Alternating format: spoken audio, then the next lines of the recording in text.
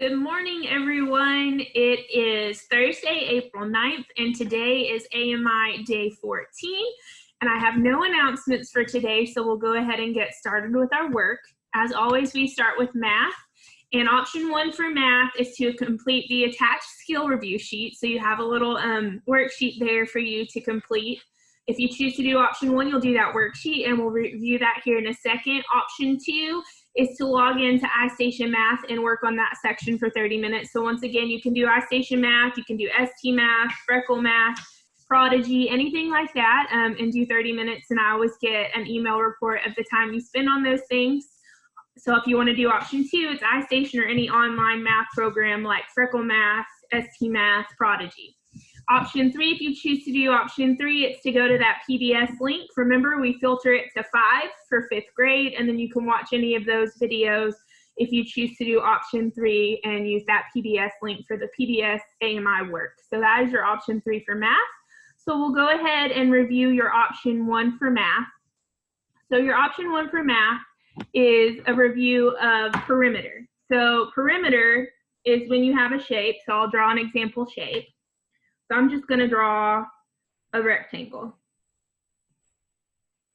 So if this side on my rectangle is 2 inches, and this side on my rectangle is, we'll say, actually we'll make this side 3.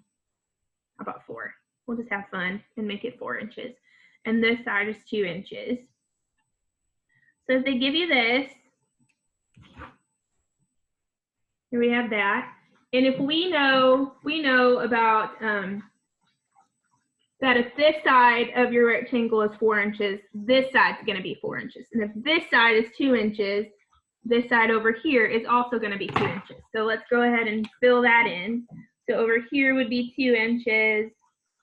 Over here would be 4 inches. So we have all the sides of our rectangle filled in. So to find the perimeter of this rectangle, perimeter is when you add all the sides together. So to find the perimeter of this rectangle, we're going to do 4 plus 4 plus 2 plus 2. Okay? Oh, and I smudged it because I'm left-handed, but that's okay. I'll rewrite it. Okay, so to find the perimeter, so perimeter is when you add all the sides together. So to find the perimeter, you're going to do the 4 plus 4 plus 2 plus 2. So 4 plus 4, so 4, 5, 6, 7, 8. So 4 plus 4 is 8. 8 plus 2, so 8, 9, 10. And then 10 plus another 2 would be 10, 11, 12. So 4 plus 4 plus 2 plus 2 equals 12. So the perimeter of this rectangle that I drew is 12 inches. So the perimeter of the rectangle that I drew there is 12 inches. So perimeter is just when you add all of the sides together. So now that was a quick little review of how to do perimeter. Now we're going to look at the worksheet that they have for you to do today. So I'm going to share my screen, and I got a bigger version of the worksheet, and we're going to look at it together. Let's see, let me make it bigger so we see the whole thing. So this is the worksheet that is attached to your packet today for math. If you choose to do option 1 on math today, this is the worksheet that you're going to do. It is a review of perimeter. So it just tells you up here that perimeter is the distance around a figure. So it's everything on the outside of the figure. To find the perimeter, add the length of the sides together. So to find the perimeter of this shape that they give you right here, you're just going to add all those sides together. 1 plus 1 plus 2 plus 2 plus 2. And when they added all of that together, this lets me highlight. When they added all that together, they had 8 inches for their perimeter. So on the first part, on the top half of your worksheet, it says find the perimeter. So it gives you this shape, and it gives you all the sides. So to find the perimeter of this, you're just going to add all these sides together. So you're going to do 7 plus 7 plus 7 plus 7 plus 7. And then whatever your answer is, you put it here on this line. Then they give you this weird looking shape right here, but they give you all the sides. 2 plus 6 plus 2 plus 3 plus 3. And you put your answer there. Then you have this one. They give you all the sides. 10 plus 11 plus 8 plus 9 is going to give you that perimeter. Then we have this one. This one has a few sides missing. So before you can add all of the sides together, you have to find the missing sides. So it says this right here, this little piece right here is 3 feet, but it doesn't tell us what this right here is. But we know that if this right here is 3 feet, this piece right here is also going to be 3. So it's going to be 3 plus 3 plus 4, and then we have another missing piece. Well, it's the same way. This right here is 3 feet. This blank space that we need to find is the same as that one. So it's also going to be 3 feet. So we have 3 plus 3 plus 4 plus 3 plus 3, and then we have another blank side that we don't know. But if we know that this side is 4 feet, this side over here is also going to be 4 feet. So now we have 3 plus 3 plus 4 plus 3 plus 3 plus 4. So add all those together. So you have to find like your adjacent sides. So this is 4. This is also going to be 4. If this is 3, this is also going to be 3. If this is 3, this is also going to be 3 because they're the same length. And then on this one, we have missing sides as well. We know that this piece right here is 8 yards. We can look up here and know that this one is also going to be 8 yards. If this is 2 yards, this right here, this missing piece is also going to be 2 yards. If this side is 2 yards, this side right here is also going to be 2 yards. And then you just add all the sides together. And then it gets a little tricky here on the last one. So on the last one, we have a lot of little pieces as well as several missing pieces. So let's start with what we know. We know that if this side is 6 inches, then this side over here is going to be 6 inches. But we don't know how long this one up here is because up here we have all these little pieces. So let's look at these little pieces. So we know that if this little piece, this tall piece here is 3, then the one on the other side is also going to be 3. If this little piece here is 2, then we know the one on the other side is going to be 2. But we don't know, here we have a whole straight side. What would the whole straight side of this one be? Well, if you imagine it, here we have 4 inches. If we drop down that 4-inch line, it's going to fit perfectly right here. So we can guess, make an educated guess, that this little area right here to connect both our smaller pieces would be 4.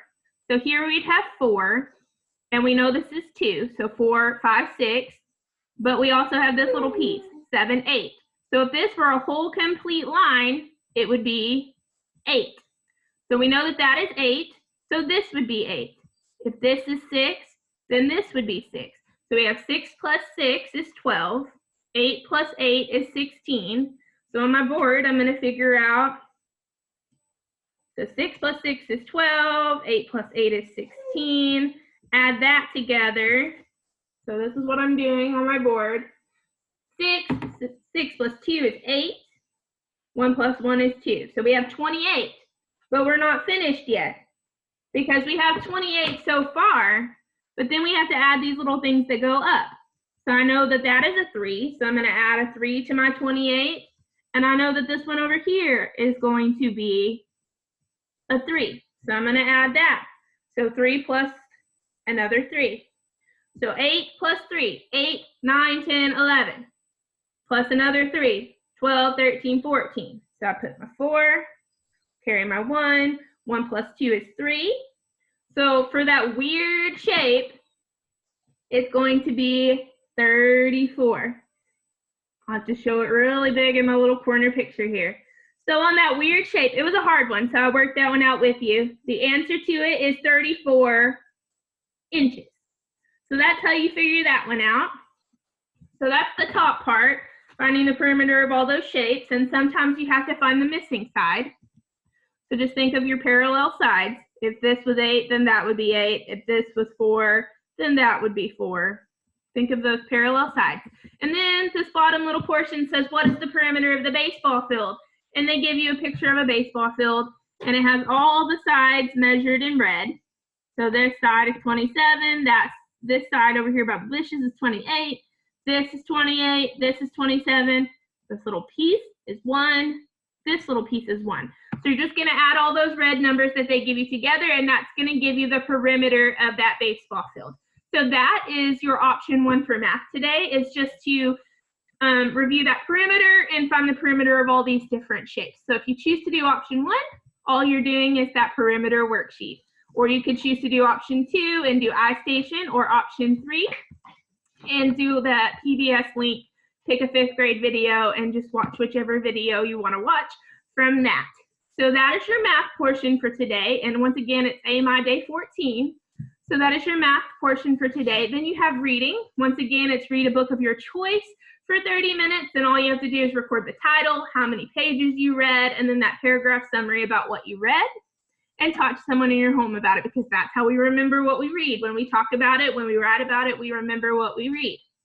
So option 2 for reading. If you choose to do option 2, you'll log into iStation Reading and work for 30 minutes. You can do iStation Reading, Freckle ELA, Spelling City. Any of those things you can choose. If you choose to do option 2, you can do any of those things for 30 minutes, and I'll get a report of how much time you spend on it. If you choose to do option 3, so your option 3 today is to read the attached passage and answer the question. So once again, they've attached a worksheet for you.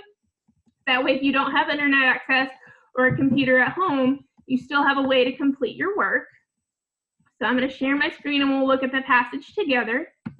So this is your option 3. If you choose to do option 3 for reading, you're going to look at this, this passage right here.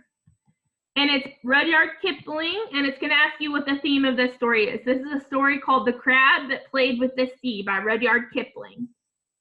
I'm going to see if I can zoom in a little. So The Crab That Played with the Sea by Rudyard Kipling. And you're just going to read this story. It's a 1-page story. And then it gives you some questions to answer. So it says, in literature, a theme is a central lesson that is revealed through the events in a story. The theme of a story conveys a message or lesson about life that can apply to any person, not just the story's characters. So when a story has a theme, it's something they want you to learn about life. It's a message or a lesson they want you to learn about life. So it's something that can apply to all people, not just the characters in the story. The theme is typically not stated outright, but rather revealed by the story's characters and their actions. So they're not going to outright say, the theme of this story is, you know, don't cross the street without looking both ways, or something like that. That was a weird example, but they don't come outright and say the theme, but you can find the theme based on the character's actions or what the characters learn in the story. So the directions say, after reading the story, answer the questions to find the theme. So the first question is, what problem did the crab face? So when you're reading, what problem is this crab facing? Number 2, how did the crab solve the problem? So obviously the crab has a problem. How did the crab solve the problem? And number 3, what lesson did the crab learn when the problem was solved? So the crab had a problem, he solved it, and what lesson did he learn from it?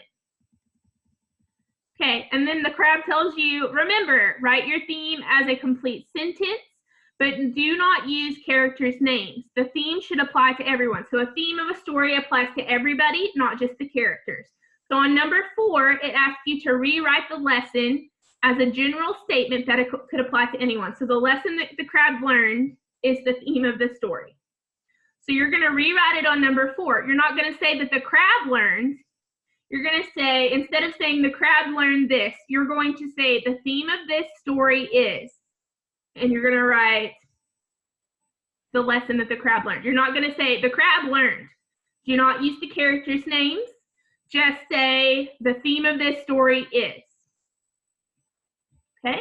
And then number 5 is describe a time that you experienced this theme in your own life. So how do you personally relate to the theme of this story? How do you relate to what the crab learned? Is there ever a time in your life where you learned this same lesson? So that is your option 3 for reading today. I'm going to go back to me and situate my screen so I can see what I'm doing. Okay, so that was option 3 for reading. If you choose to do option 3, then you'll read that passage by Rudyard Kipling about the crab and then answer those 5 questions. Or you can choose to do, if you don't want to do option 1, 2, or 3, you can choose to do option 4 for reading. Option 4 is just clicking on that link to go to the PBS website, filter it to 5 for 5th grade, and then watch one of those language arts videos for today. And then writing. So option 1 for writing is to choose from the following, oh, I'm on the wrong day. Let me get back to the right day. Somehow I got back to AMI day 13. We did that yesterday. Okay, we don't want to redo what we did yesterday. So option 3 was to do the reading worksheet. Option 4 was to go to PBS. Now we were on writing. Writing, option 1 for writing. Today in your journal, write about how your daily routine looks now as it compared to a few weeks ago. So what does your daily routine look like now compared to what it looked like a few weeks ago when we were actually going to school at the school building? So my routine looks a little different. So instead of waking up at 5:30 every morning and getting a shower and going to school to get everything ready for you guys, instead I wake up at about 7:30. I come and I sit at my kitchen table and I make videos for you guys to help you understand your AMI work. So my life looks a little different. I'm not having to drive to work every morning. Instead, I just walk to my kitchen table and sit down and get my computer ready to make a video for you guys. So how does your daily routine look different now than what it was when we were going to school a few weeks ago when things were more normal? So today in your journal, write about how your daily routine looks now as compared to a few weeks ago. What is the same and what is different? So what are some of the same things that you do? I still wake up and shower every morning. What are some different things that you do? So what are same things that you do now that you did before? And what are some different things that you do now that you didn't do before? And what do you like about your new routine and what do you not like? So are there some things that you like about all of this? And then what are some things you don't like about all of this? What is something that you did every day that you miss doing? So one thing that I miss doing every day is seeing you guys face to face. I really wish I could see you guys face to face and we could be in our classroom doing all of our work and going to recess and having fun with our friends, but that's not something that we're able to do now. So is that something that you miss doing? Do you miss going to school every day and seeing your friends, having recess, going to PE, going to art, going to music? What things do you miss from the way we did things before?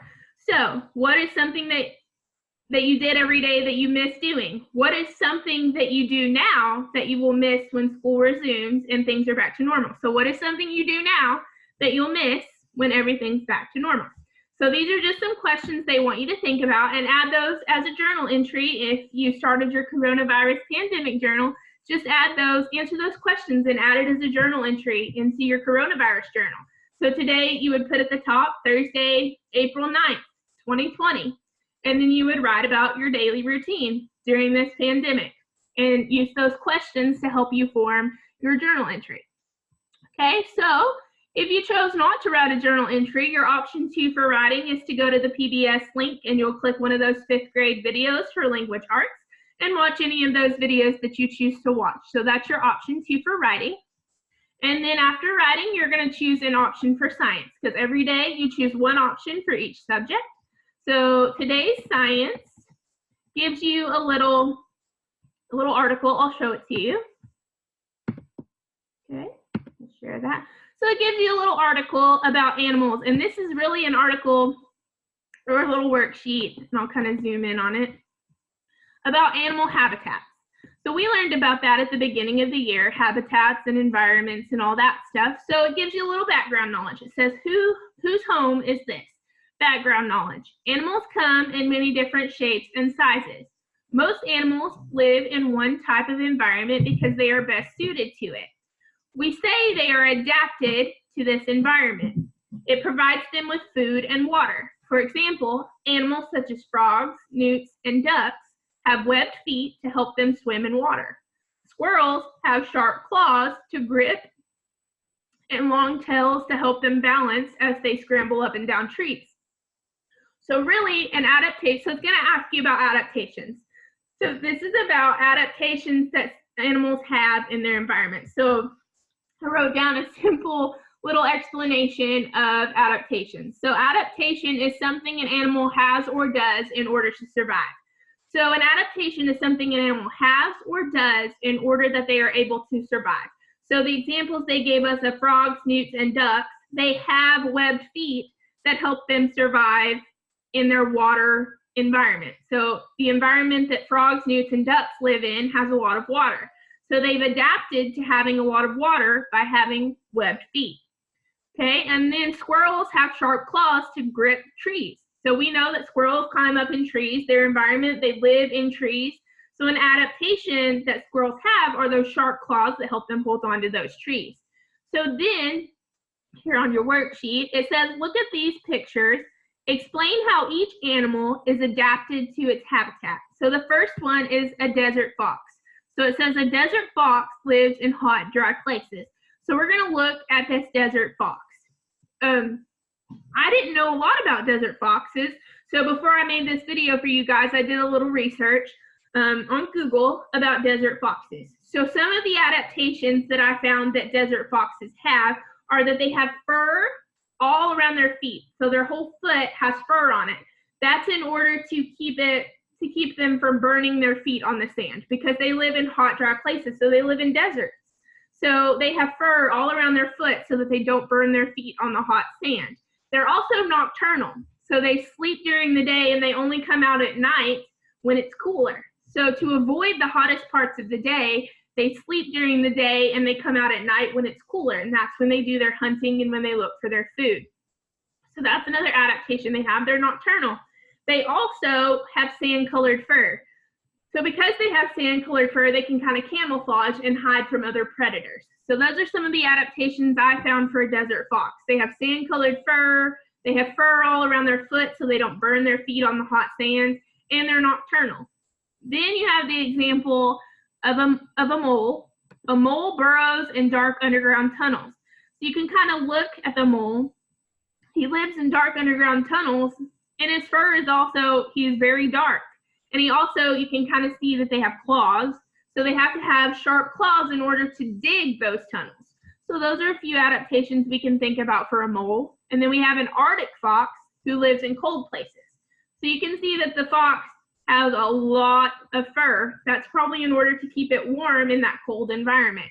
And then you have a dormouse. Is active at night and it climbs shrubs and trees. So we can think of that kind of like a squirrel. What did squirrels have so that they were able to climb up trees? Do you think a dormouse has sharp claws like a squirrel so that they can climb trees? So think about those things. And if you don't know a lot about a mole or an Arctic fox or a dormouse or a desert fox, research it. Do a little research. Find out about these animals and their adaptations, and see how they live and how their bodies have adapted to their environment so that they're able to survive. And I found a really neat video about animals and their adaptations. So I'm going to share that link along with this video. So I'll put it in the description thing on YouTube. In the description, I'll add the link to that video about animal adaptations, and I'll also add the link on Google Classroom so you guys can watch that neat little video about animal adaptations. It's just a little fun extra science video. And then it says science investigation. Go on your own safari, make a list of animals found in your area. Take pictures of these animals or find pictures of them. Place these pictures on a poster and tell how each is adapted to its environment. So go around your yard or your neighborhood and look for different types of animals. Take pictures of them or find pictures of them on the internet. What kind of animals live in your environment, and what kind of adaptations do they have? Like this snail that they show, it obviously has a shell, or a porcupine obviously has spikes. You might not find a porcupine in your neighborhood, but you might find other types of animals, and what kind of adaptations do they have? What makes them unique? What do they have or do that keeps them safe and alive? So that is your science option for today, is that little worksheet. And then always after science, we end our AMI day work with our specialty activities. So I'm going to scroll down on our page here and find our specialty activities for today. Oh, and once again, I got lost. There we go. So our specialty activities for today. So PE, 2 sets of jumping jacks, two sets of 20 jumping jacks. So you're going to do 20 jumping jacks, stop, and then do 20 more jumping jacks. So 2 sets of 20 jumping jacks, so that will be 40 jumping jacks in all. 2 sets of 10 sit-ups. So altogether you're going to do 20 sit-ups. 2 sets of 10 squats. So altogether you're going to do 10 squats. So you're going to do 40 jumping jacks, 20 sit-ups, and 20 squats. And that's your PE for today if you choose to do the PE option. Okay, for music, if you choose to do music, you can play your favorite song and dance to the beat. So find your favorite song on YouTube or find your favorite song on the radio and just dance around your living room to your favorite song. If you choose to do art, today your art option is to sketch something from around your house that makes you smile. It could be a little brother or sister, a pet, or your favorite stuffed animal. So find something in your house that makes you happy and draw a picture of it. So it could be your little brother or sister, your pet, or your favorite stuffed animal. Anything at your home that makes you happy. If you choose to do art, draw a picture of it. So that is your work for AMI day 14. If you need any extra help or need me to explain anything in a different way, feel free to message me. You can send me a comment or a message on our Google Classroom page. The only Google Classroom page that I'm looking at right now, I know we have a lot of different Google Classroom pages. The only Google Classroom page that I'm looking at right now is our McGee 5th 1920. So if by chance you are not, if you have not joined our McGee 5th 1920 Google Classroom page, it's the one we joined at the beginning of the year. So if by chance you did not join our McGee 5th 1920 and need the code for that, just message me and I will get you hooked up on our McGee 5th 1920 page, because that is the only one that I'm looking at right now, because I know we have a lot of Google Classroom pages.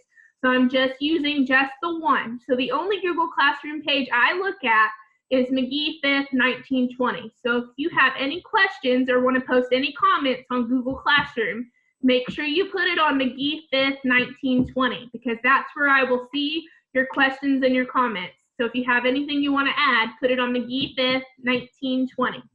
And that's where I'll get your questions and comments on Google Classroom. So if you have any questions, post them on Google Classroom, message me on Class Dojo, message me on Remind.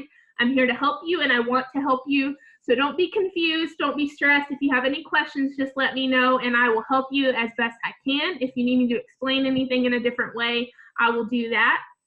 Or I'll find other resources to help you guys. Because I'm still here to teach you and I'm still here to help you guys, and I want you to learn and I want you to grow during this time. So I hope you enjoyed this video. I hope that it helps. Remember to stay safe and healthy.